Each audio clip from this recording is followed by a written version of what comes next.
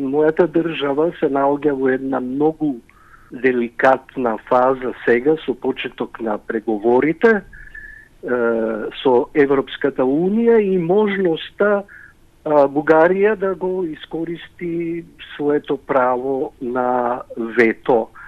Идентитета на Крстю Мисирков как трябва да бъде определен? Той е българин?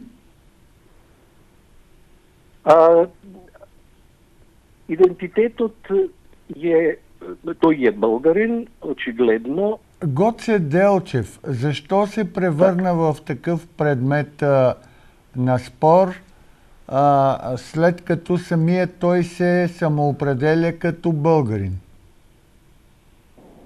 То е точно, тој се определил како българин, тоа е така, не може да се порекне неговата българско национално чувство, се разбира. Какъв компромис трябва да се намери, за да не налага България вето на европейската интеграция на Северна Македония?